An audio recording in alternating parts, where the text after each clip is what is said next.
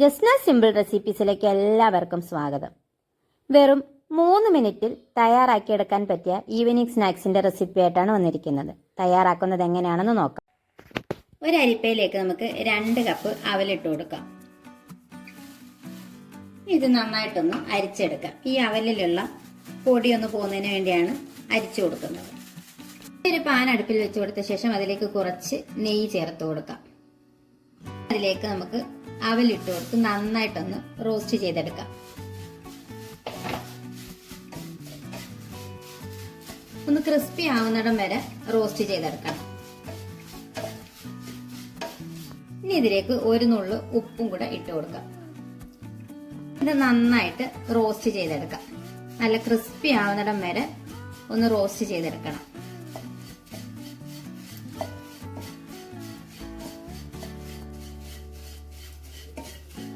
ഒരു അല്പം നെയ്യും കൂടെ ഇട്ട് കൊടുത്ത് ഒന്നും കൂടെ ഒന്ന് മിക്സ് ചെയ്ത് കൊടുക്കാം. നന്നായിട്ട് മൂത്ത് വരുന്നുണ്ട്.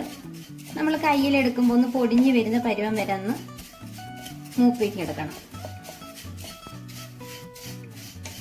ഒരു പരുവം മതിയാവും. ഇനി ഇതിലേക്ക് നമുക്ക്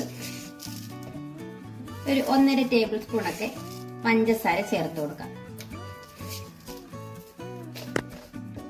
ഓഫ് ചെയ്ത് കൊടുത്ത ശേഷം ആ ചട്ടിയുടെ ചൂടിലൊന്ന് പഞ്ചസാര ഒന്ന് മെൽറ്റ് ചെയ്തെടുക്കണം. തീ ഓഫ് ചെയ്ത് കൊടുത്ത ശേഷം മാത്രമേ പഞ്ചസാര ഒന്ന് മെൽറ്റ് ചെയ്ത് എടുക്കാവുള്ളൂ.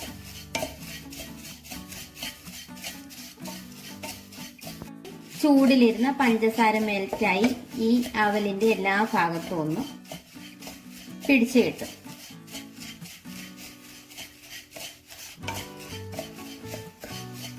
പഞ്ചസാര എല്ലാം മെൽറ്റായി അവലിന്റെ എല്ലാ ഭാഗത്തും ഒന്ന് പിടിച്ചു കിട്ടിയിട്ടുണ്ട്.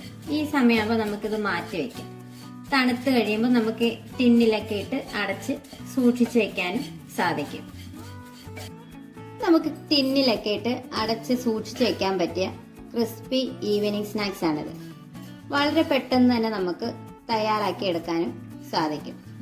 ഇതിനൊപ്പം നമുക്ക് വേണേൽ കാഷ്നട്ടോ കിസ്മിസോ എന്ത് വേണമെങ്കിലും ചേർത്ത് മിക്സ് ചെയ്തെടുക്കാം. അതോടൊപ്പം 1/2 കപ്പ് മുസ്ലിം കൂടെ ചേർത്ത് മിക്സ് ചെയ്തെടുക്കുന്നുണ്ട്.